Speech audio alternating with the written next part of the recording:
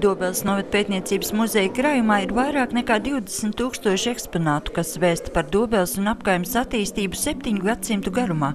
Tas viss iegūts muzeja 25 gadu darbības laikā. Muzeja pirmā direktora, raugoties uz 4. gadsimta senu ielūgumu, kurš aicina uz muzeja atklāšanu, atceras.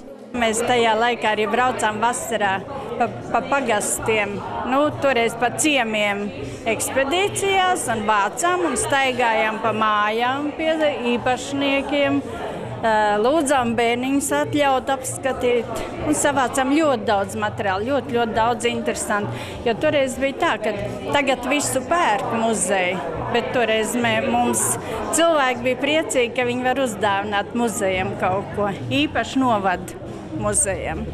Jubilejas palīdz apmeklētājiem atļauts arī pasapņot, jo, kā vēsta sens domu grauds, laika mašīna mums ir katram sava. Atpakaļ vada atmiņas, bet uz priekšu sapņi. Jau pie durvīm apmeklētājus sagaida baltais sapnis, un pavisam nemanot muzejā izaug sapņu koks no krāšņiem baloniem. Muzeja pastāvēšanas vēsturē tajā ir bijušas 3 direktors un vairāk nekā 30 darbinieku. Katram no viņiem ir bijis savs sapnis. Daudzi muzejnieku sapņi pēdējā laikā ir piepildījušies. Izdevies iegūt jaunus manekenus, apgaismojumu izstāžu zālē un Dobeles pils maketu. Patreizējā direktora Dace Blūma stāsta, ka neizsapņot ir vēl daudz mazi sapnīši un viens lielais sapnis – jauna muzeja ēka. Tam, ka jubilejas gadā šim mērķim izdosies pietuvoties, tic ik viens dobelnieks.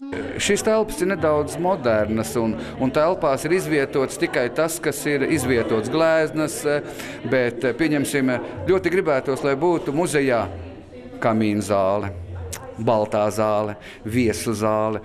Ikviena diena jau rītdien ir vēsture, un daudzie fotoaparātu cipšņi liecina, ka nākamajām paaudzēm noteikti būs iespēja uzzināt, par ko sapņoja daudz dobelnieki muzeja jubilejas ballītē.